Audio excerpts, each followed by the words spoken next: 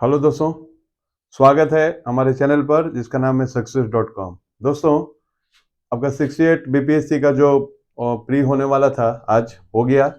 आप क्वेश्चन को आप देख ही रहे हैं कैसे पूछा, इस पर भी हम लोग चर्चा करेंगे। और आज हम जो है, देखो, ये जो आपका पंचायती राज व्यवस्था का जो टॉपिक लेकर हम आए हैं, ये बहुत ही इम्पोर्टेंट टॉपिक है। ये आपको किसी भी परीक्षा में, चाहे वो दरोगा का दो, सचिवालय का दो, बीपीएससी का दो, बहुत पसंदीदा टॉपिक है। और आप जो देख ही रहे हैं 68 प्री का जो क्वेश्चन आया, एकदम से वन लाइन में तो आया नहीं। अब देखे कितना उतार चढ़ाव क्वेश्चन में था, तो थोड़ा डीपली पढ़ने का प्रयास करिए, आपके लिए फायदेमंद होगा। चलिए शुरू करते हैं। कहता है कि पंचायती राज व्यवस्था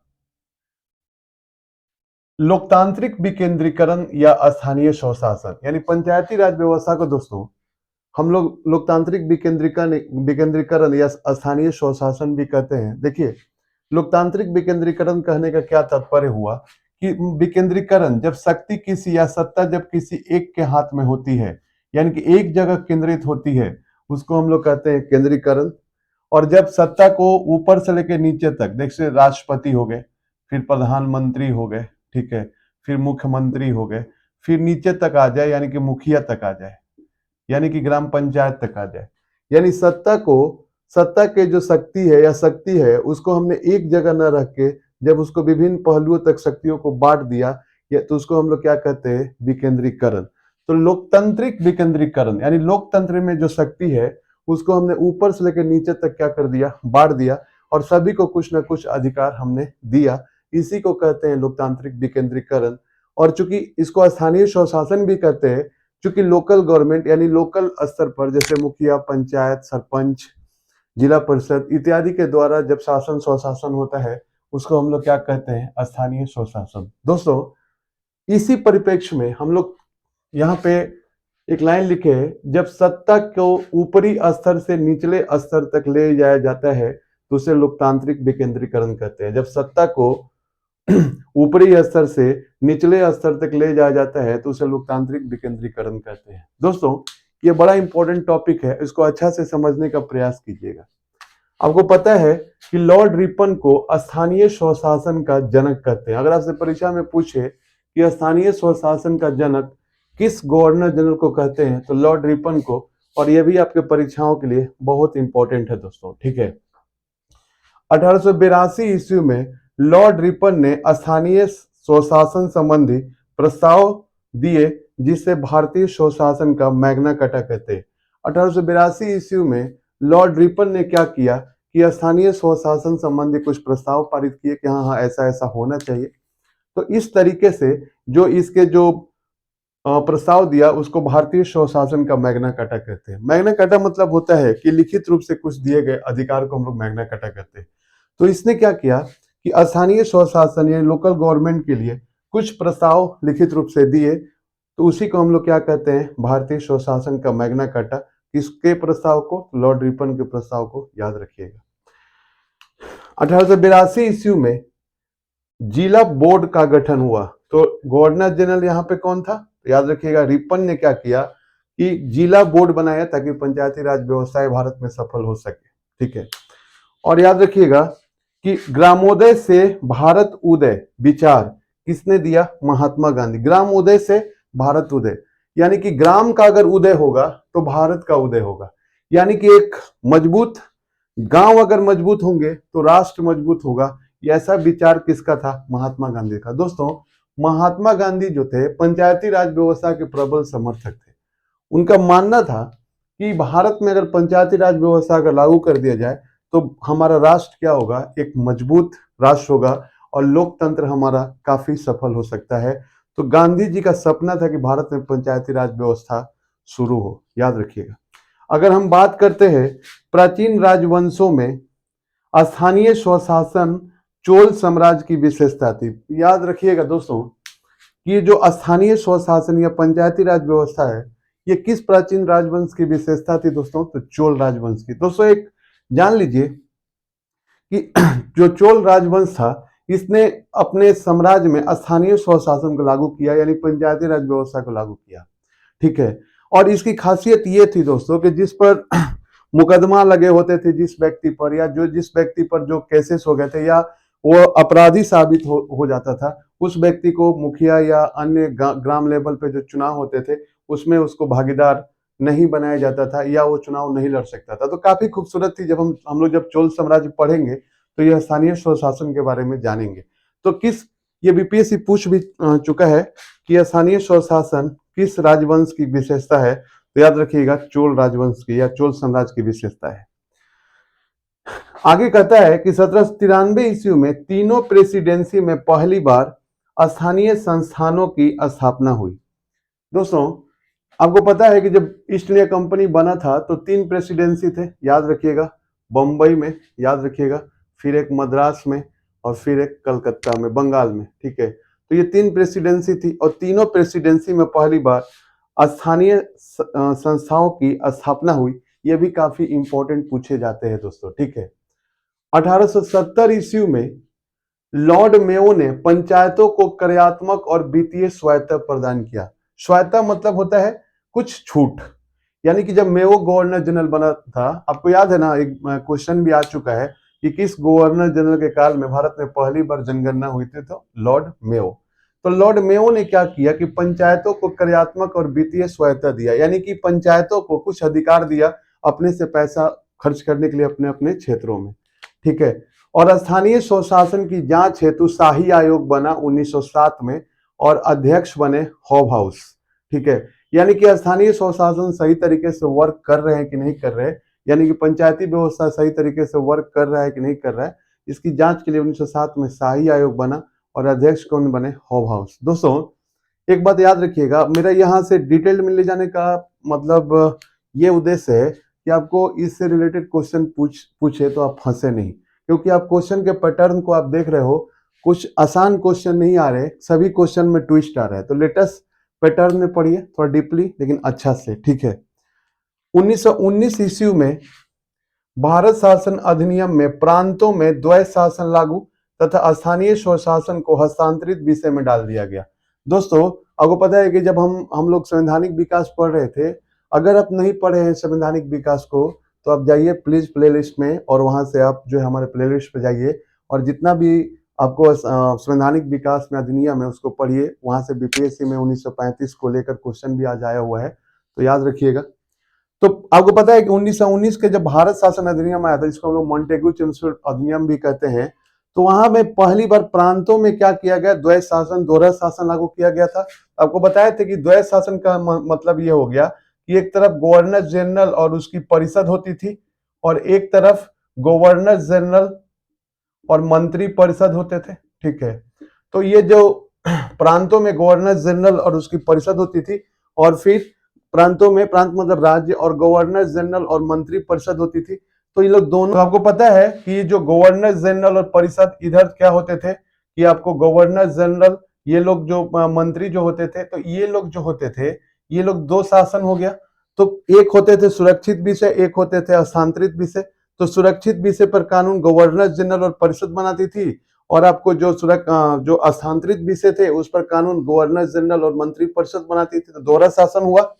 तो ये जो पंचायती राज व्यवस्था को कर दिया गया हस्तांतरित विषय, यानी कि गवर्नर जनरल और मंत्री परिषद के पास इस पर कानून बनाने का अधिकार दे दिया गया। तो याद रखिएगा। अब ऐसे भी परीक्षा में आपसे पूछे कि प्रांतों में द्वैत शासन किस अधिनियम की विशेषता है, तो याद रखिएगा 1919 के भारत शासन अधिनियम। ठीक है, और 1935 के भारत शासन अधिनियम के तहत पंचायती व्यवस्था को राज्य सूची का विषय बना दिया गया। आपको पता है दोस्तों कि जब 1935 का भारत शासन अधिनियम पढ़िएगा, तो हम आपको बताए थे, पढ़िएगा जरूर, आपको प्लेलिस्ट में है, कि पंचायती जो व्यवस्था है उसको किस सूची में डाल दिया गया? राज्य सूची में। अभी भी वो राज्य सूची में ही है, इसको याद रखिएगा। ठीक है, अब जब बात हुआ, जब हमारा संविधान सभा बना, और संविधान सभा का क्या उद्देश्य था?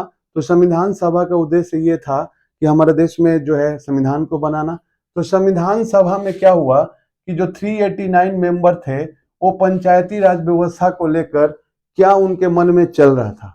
दोस्तों, जब हमारा संविधान बन रहा था तो संविधान सभा और पंचायती राज को लेकर, यानी कि संविधान सभा के कौन सदस्य पंचायती राज व्यवस्था को लाना चाहते थे और कौन सदस्य पंचायती राज व्यवस्था को नहीं लाना चाहते थे, ये बातों को ध्यान रखिएगा। तो संविधान सभा में डॉक्टर राजेंद्र प्रसाद, टी प्रकाशम, लाला लाजपत राय, दादा भाई नौरोजी, इतने लोग जो है, और महात्मा गांधी, ठीक है, महात्मा गांधी, चूंकि महात्मा गांधी का सपना था कि भारत में पंचायती राज व्यवस्था लागू हो, तो राजेंद्र प्रसाद, टी प्रकाशम, लाला लाजपत राय, दादा भाई नौरोजी, महात्मा गांधी जैसे दोस्तों, ये देखिए, जो संविधान सभा में पंचायती राज व्यवस्था को लाना चाहते थे, उसमें डॉक्टर राजेंद्र प्रसाद और टी प्रकाशम, लाला लाजपत राय और दादा भाई नौरोजी जो थे, ये संविधान सभा, ये जो थे पंचायती राज व्यवस्था के समर्थक थे दोस्तों।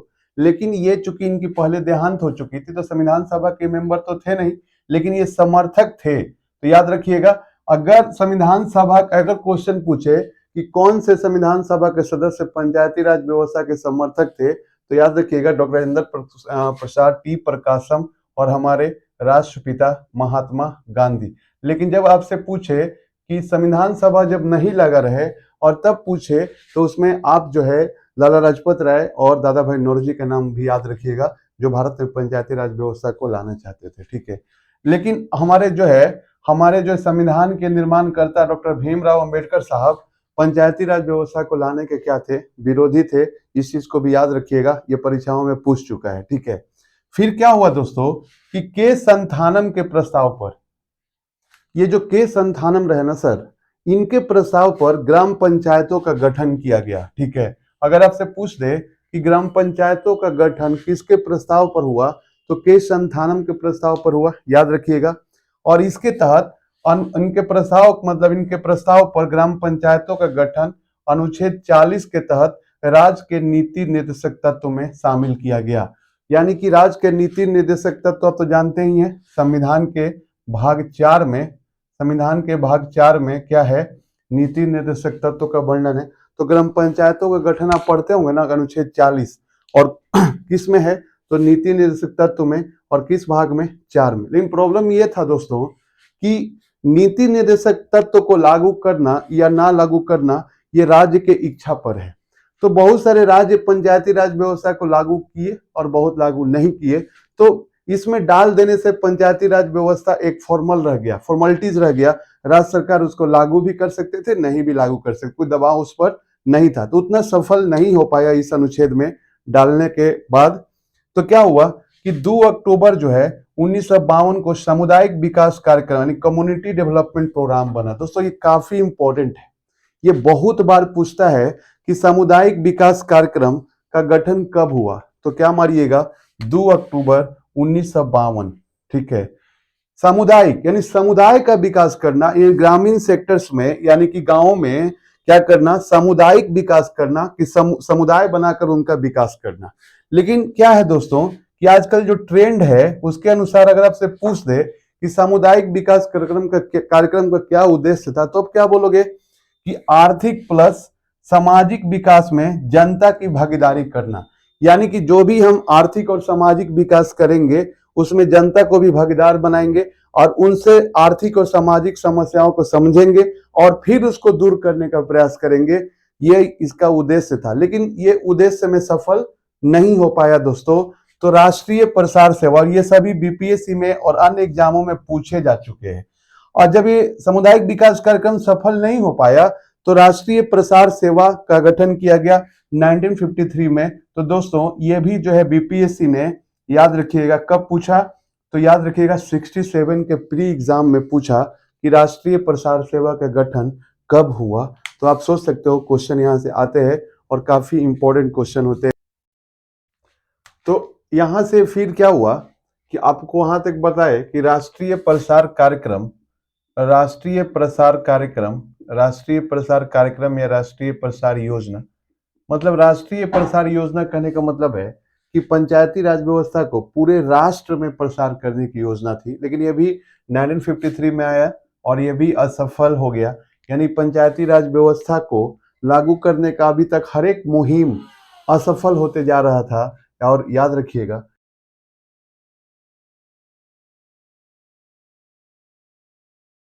नेहरू बेचैन थे, क्योंकि गांधी जी के सपनों का भारत को बनाने के लिए यानी पंचायती राज व्यवस्था को लागू करने के लिए जवाहरलाल नेहरू प्रतिबद्ध थे और उनके मन में ये टारगेट था कि भारत में पंचायती राज व्यवस्था लागू होगा, ठीक है। इसी परिप्रेक्ष्य में दोस्तों लोकतांत्रिक विकेंद्रीकरण या ग्रामीण क्षेत्रों के विकास के लिए या स्थानीय स्वशासन के लिए जनवरी 1957 में बलवंत राय मेहता समिति का गठन हुआ। ठीक है दोस्तों, बलवंत राय मेहता समिति काफी इंपॉर्टेंट है और इनको लोकतांत्रिक विकेंद्रीकरण आपको बता चुके हैं और ग्रामीण क्षेत्रों के विकास के लिए पंचायत का होना जरूरी है और स्थानीय स्वशासन के लिए बलवंत राय मेहता समिति का गठन कब हुआ? जनवरी 57।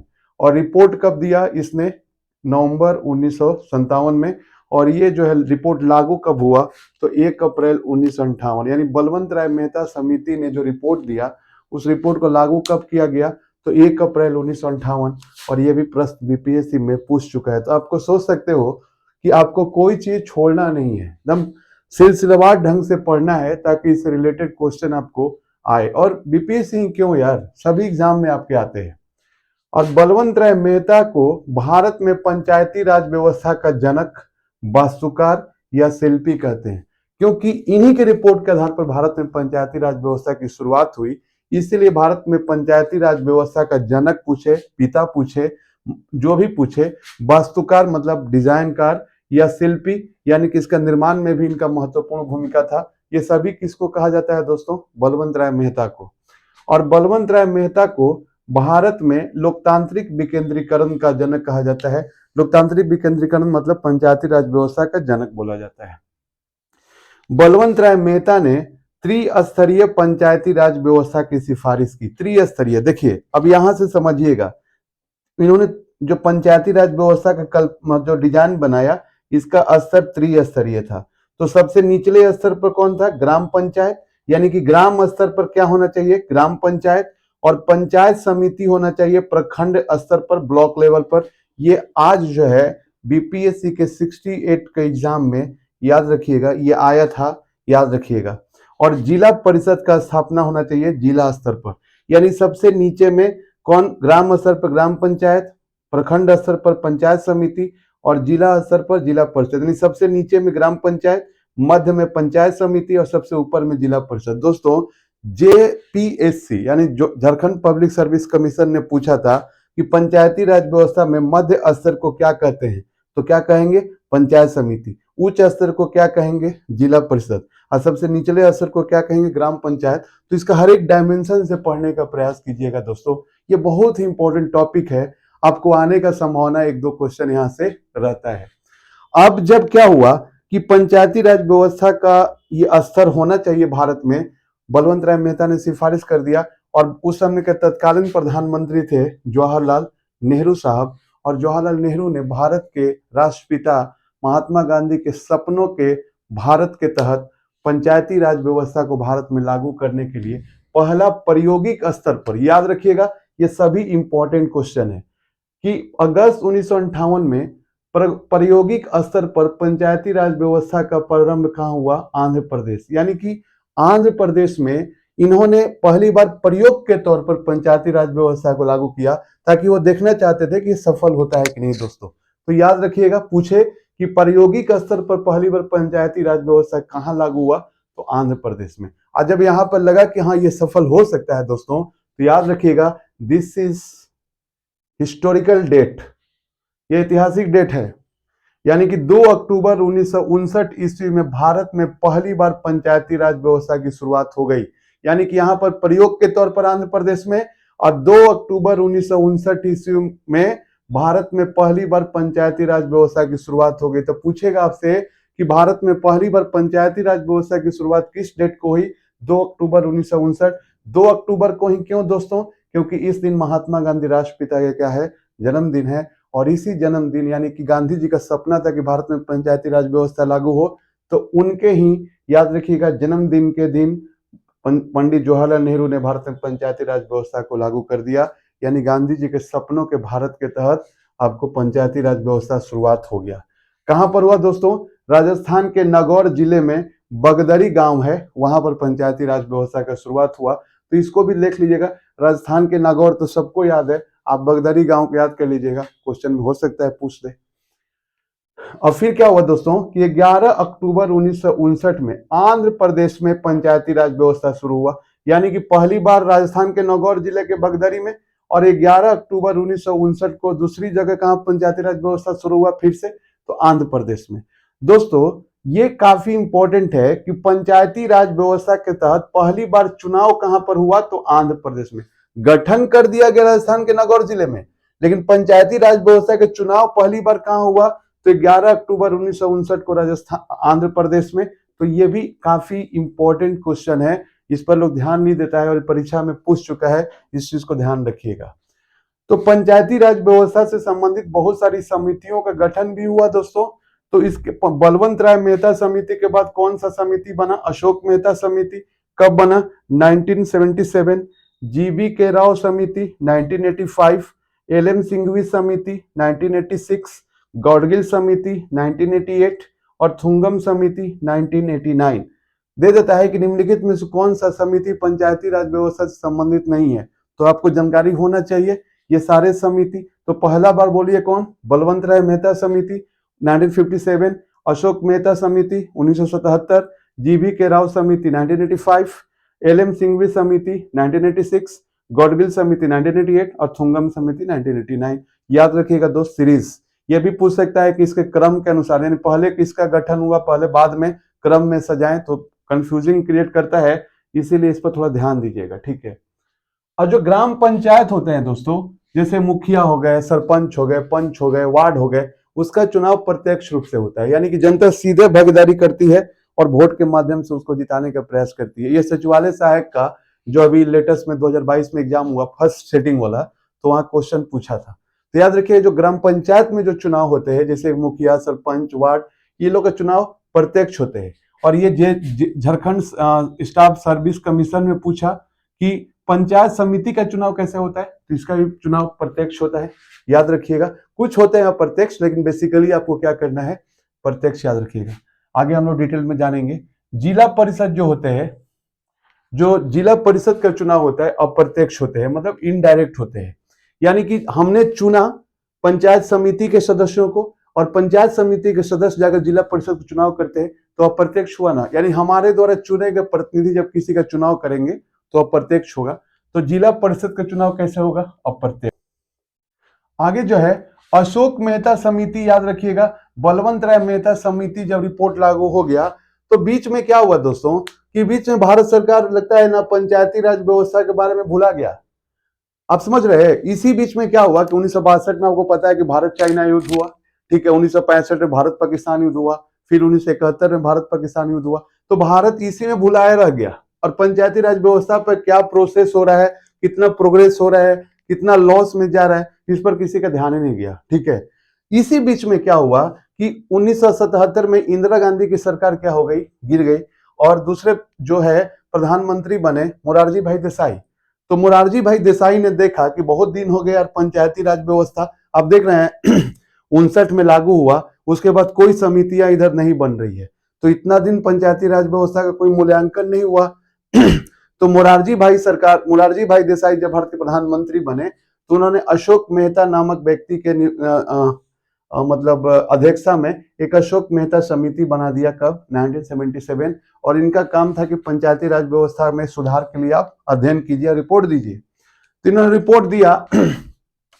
इन्होंने जिस तरह देखिए, बलवंत राय मेहता ने 3 स्तरीय पंचायती राज व्यवस्था की बात की थी, लेकिन अशोक मेहता समिति ने 2 स्तरीय पंचायती राज व्यवस्था की बात की थी। यहां पर इन्होंने मंडल पंचायत बोला था, यानी कि डायरेक्ट इन्होंने ग्राम पंचायत को बोला कि हटा दो, और पंचायत समिति यानी मंडल ये जो पंचायत समिति था इन्होंने बोला कि ग्राम पंचायत को हटा दीजिए और पंचायत समिति डायरेक्ट जो ब्लॉक लेवल पे है उसको वहां से शुरुआत कीजिए और जिला परिषद बनाइए। इन्होंने ग्राम पंचायतों के संरचना को हटाने की बात कही और पंचायती राज व्यवस्था को 2 स्तरीय बनाने की बात की गई। याद रखिएगा, उन्होंने बोला कि मंडल पंचायत से शुरू कीजिए, यानी ब्लॉक से शुरू कीजिए, मंडल पंचायत से और जिला परिषद, यानी 2 स्तर की बात इन्होंने किया। याद रखिएगा, ये सब परीक्षा में क्वेश्चन आता है दोस्तों। ये बीपीएससी का प्रश्न है कि न्याय पंचायत की बनाने की सिफारिश किस समिति ने किया था, तो याद रखिएगा अशोक मेहता समिति। पूछेगा कि न्याय पंचायत बनाने की सिफारिश किस समिति ने किया था दोस्तों, तो याद रखिएगा अशोक मेहता। इनका मानना था कि ग्रामीण सेक्टर में भी क्या हो जाए, न्याय मिल जाए, ताकि जो है गरीब आदमी को जो मतलब प्रारंभिक स्थिति में ही उसको न्याय मिल जाए। याद रखिएगा। बहुत सारे आप देखते हो गांव में न्याय मित्र ये सब हैं जो छोटे छोटे स्तर पर न्याय देने का काम करते हैं। और इन्होंने बोला कि पंचायतों का कार्यकाल 4 वर्ष हो, ठीक है, और पंचायतों का प्रभाव का मूल्यांकन के लिए सोशल ऑडिट यानी सामाजिक आंकलन बने और ये जांच करे कि पंचायत व्यवस्था अपना सही से काम कर रहा है कि नहीं। और उन्होंने बोला कि सभी राजनीतिक दलों को पंचायती चुनाव में भाग लेना चाहिए। ये सब बात इन्होंने कहा था, लेकिन मोरारजी भाई सरकार द्वारा गठित अशोक मेहता समिति के रिपोर्ट पर सरकार ने उतना ध्यान नहीं दिया। इस चीज को याद रखिएगा, ठीक है। इसको आपको याद रख लेना है, ठीक है। तो अशोक मेहता समिति की सिफारिश आप जान गए। फिर जीवी के राव समिति, इन्होंने क्या बोला कि इसमें नियमित चुनाव होना चाहिए, यानी कि आप इन्होंने बोला कि पंचायतों में जो चुनाव होना चाहिए वो नियमित होना चाहिए दोस्तों। मतलब ये नहीं कि 5 साल करा दिए फिर 10 साल छोड़ दिया, ऐसा नहीं होना चाहिए। मतलब पंचायती व्यवस्था को मजबूत कराने के लिए चुनाव नियमित होना चाहिए। और इन्होंने क्या बोला कि पंचायती राज व्यवस्था 4 स्तरीय हो। भाई साहब, अशोक बलवंत राय मेहता समिति ने त्रिस्तरीय बनाने की बात की, अशोक मेहता समिति साहब ने 2 स्तरीय बनाने की बात की, और जीवी के राव समिति साहब ने 4 स्तरीय बनाने की बात किया। लेकिन सरकार ने बहुत ज्यादा ध्यान नहीं दिया इस मैटर पर, याद रखिएगा। ये मोस्ट इंपॉर्टेंट है। सिंघवी समिति, एलएम सिंघवी समिति, गैर दलीय आधार पर चुनाव हो, बहुत बड़ा बात है सर, समझिए। पंचायत में आप देखते होंगे कोई राष्ट्रीय राजनीतिक दल या क्षेत्रीय राजनीतिक दल इसमें भाग नहीं लेते। इनका कहना था कि पंचायती चुनाव में गैर दलीय आधार पर चुनाव हो, यानी कि इसमें जो है ना कि कोई भी बड़े बड़े राजनीतिक पार्टी से बिलोंग करने वाले व्यक्ति इसमें शामिल ना हो। उनका एक अलग दल हो, छोटे छोटे स्तर पर अपना राजनीतिक पार्टीज बनाकर क्या करे, वो चुनाव लड़े, याद रखिएगा। और वित्तीय संसाधन उपलब्ध हो, यानी कि पंचायतों को वित्तीय संसाधन उपलब्ध हो, यानी तभी तो मजबूत होंगे। अगर उनको वित्तीय संसाधन नहीं दोगे, पैसा नहीं दोगे, तो अपने क्षेत्र का विकास वो कैसे करेंगे। पंचायतों को संवैधानिक दर्जा देने की सिफारिश की, वेरी वेरी इंपॉर्टेंट। अगर पूछेगा कौन सा समिति पंचायतों को संवैधानिक दर्जा देने की सिफारिश किया, तो याद रखिएगा एलएम सिंघवी समिति। इन्होंने बोला, ध्यानपूर्वक समझिएगा, कि अभी तक हम ये पढ़ रहे थे कि केक संथानम समिति के रिपोर्ट के आधार पर पंचायतों को राज्य के नीति निर्देशक तत्वों में शामिल किया गया। अब दोस्तों ये हो गया था कि अभी तक इनको संवैधानिक स्थिति नहीं मिली थी, क्योंकि नीति निर्देशक तत्व को लागू करने की जिम्मेवारी राज्यों पर है। राज्य उसको लागू करे या न करे उनके इच्छा पर है, ठीक है। तो बहुत सारे राज्य अभी पंचायती राज व्यवस्था को शुरू नहीं किए थे, क्योंकि संवैधानिक ऐसी कोई बाध्यता नहीं थी। तो इन्होंने बोला कि पंचायतों को संवैधानिक दर्जा दो, ताकि जो है हर एक राज्य अपने अपने क्षेत्रों में पंचायती राज व्यवस्था को लागू करे, उसका मजबूरी बने, बाध्यता हो। तो पंचायतों को संवैधानिक दर्जा देने की सिफारिश किसने किया दोस्तों? तो एलएम सिंघवी समिति साहब ने किया। ये इंपॉर्टेंट रहेगा, ये सिंघवी समिति, जो इनकी बातों को भारत सरकार ने मान लिया था। और थुंगन समिति ने भी बोल दिया कि नहीं, पंचायतों को संवैधानिक दर्जा देना चाहिए।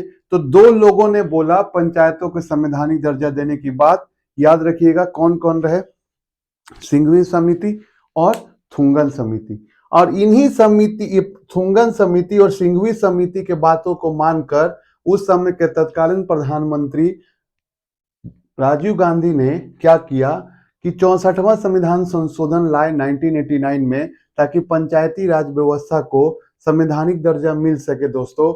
लेकिन ये बिल पारित नहीं हो सका। लेकिन ये बीपीएससी ने इसको क्वेश्चन पूछ लिया। क्या पूछ लिया? आपको पता है कि पंचायतों को 73वां संविधान संशोधन के बाद संवैधानिक दर्जा दिया गया। तो क्वेश्चन बीपीएससी ने यह पूछा कि 73वां संविधान संशोधन से पहले कौन सा ऐसा संविधान संशोधन था जिसके तहत पंचायती व्यवस्था को संवैधानिक दर्जा देने की बात कही गई थी दोस्तों? तो क्या मारिएगा? 64वां। क्या मारिएगा? 64वां। लेकिन वो पारित नहीं हो पाया। तो सोच सकते हो कि डीपली में कितना जाकर इससे प्रश्न पूछे जाते हैं, और बहुत प्रश्न बनते हैं सर, इसलिए ध्यानपूर्वक इस वीडियो को देखिएगा। फिर क्या हुआ जब ये पारित नहीं हो सका और इंदिरा गांधी थी राजीव गांधी साहब के रीजन में, तो फिर राजीव गांधी का क्या हुआ कि इनका जब हत्या हो गया, फिर सिंघवी समिति और थुंगन समिति के सिफारिश पर ही जो प्रधानमंत्री बने पीवी नरसिम्हा राव के शासनकाल में 73वां संविधान संशोधन 1992 आया और लागू कब हुआ? 24 अप्रैल 1993। और पंचायती राज व्यवस्था की भारत में वास्तविक शुरुआत यानी संवैधानिक शुरुआत कब हुआ? 24 अप्रैल 1993 को। इसीलिए राष्ट्रीय पंचायती दिवस कब मनाते हैं दोस्तों? 24 अप्रैल को मनाते हैं। राष्ट्रीय पंचायती दिवस कब मनाते हैं दोस्तों? 24 अप्रैल, क्योंकि उसी दिन 73वां संविधान संशोधन क्या हुआ था? लागू हुआ था। ये भी पूछे जाते हैं कि 73वां संविधान संशोधन लाने वाले प्रधानमंत्री कौन थे? तो पीवी नरसिम्हा राव। और इसके तहत क्या किया गया कि पंचायतों को संवैधानिक दर्जा मिल गया। तो ये क्वेश्चन आपसे पूछे जाते हैं कि पंचायतों को संवैधानिक दर्जा कौन से संविधान संशोधन के तहत मिला दोस्तों? तो 73वां संविधान संशोधन के तहत, याद रखिएगा। आया 1992 में और लागू हुआ 24 अप्रैल 1993। भाग संविधान में एक भाग जोड़ा गया, भाग 9। और याद रखिएगा भाग 9 में क्या किया गया? भाग 9 में याद रखिएगा पंचायती राज व्यवस्था को शामिल किया गया दोस्तों। और एक चीज और याद रखिएगा कि अनुसूची इसमें 11 जोड़ा गया। क्या जोड़ा गया? 11। तो पूछता है कि अनुसूची 11 कौन सा संविधान संशोधन में आया? तो याद रखिएगा 73वां संविधान संशोधन। और 73वां संविधान संशोधन में पंचायतों को कितने विषय दिए गए दोस्तों? तो पंचायतों को टोटल 29 विषय दिए गए। ये भी बीपीएससी में प्रश्न पूछ चुका है बहुत सारे एग्जामों में। तो पंचायतों को कितने विषय पर कानून बनाने की जिम्मेवारी है दोस्तों? 29 विषय पर, याद रखिएगा। और अनुच्छेद 243 से अनुच्छेद 243 ओ तक लगभग 16 अनुच्छेद जोड़े गए। यानी कि पंचायतों के संवैधानिक दर्जा देने के लिए कितने अनुच्छेद जोड़े गए? तो 16 अनुच्छेद। कहां से कहां तक दोस्तों? 243 से 243 ओ तक, याद रखिएगा। और 73वां संविधान संशोधन अधिनियम के तहत पहली बार चुनाव किस राज्य में हुए? मध्य प्रदेश में। यानी कि पूछे आपसे कि कौन सा ऐसा संविधान संशोधन है, मतलब 73वां संविधान संशोधन के तहत पहली बार पंचायतों का चुनाव किस राज्य में हुआ? तो याद रखिएगा मध्य प्रदेश। और पंचायत में चुनाव लड़ने की जो आयु है, न्यूनतम आयु कितनी वर्ष है? 21 वर्ष। आज जो बीपीएससी का 68 का एग्जाम हुआ था, वहां भी एक प्रश्न आया था कि पंचायतों में चुनाव लड़ने की न्यूनतम आयु कितनी है दोस्तों? 21 वर्ष। तो ध्यान से पढ़ना है।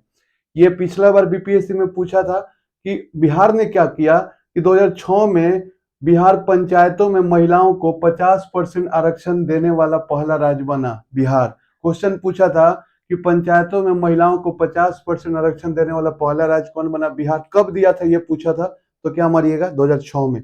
जो है दोस्तों ये पार्ट 1 है। कल हम इसका पार्ट 2 लाकर इसको फिनिशिंग टच करेंगे। ध्यान रखिएगा। ये भी क्वेश्चन आया हुआ था आपको 67 में ही कि कौन कौन से ऐसे राज्य और केंद्र शासित प्रदेश हैं जहां पंचायती राज व्यवस्था नहीं है दोस्तों? तो मेघालय, नागालैंड, मिजोरम और दिल्ली। ये भी क्वेश्चन आपका 67 में आया हुआ है, याद रखिएगा।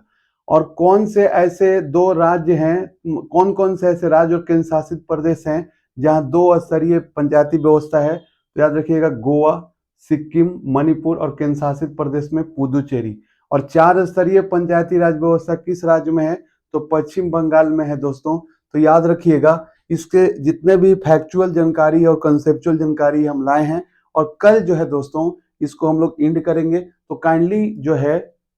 काइंडली इसकी बातों को समझने का प्रयास करना बहुत इंपॉर्टेंट है आपके लिए।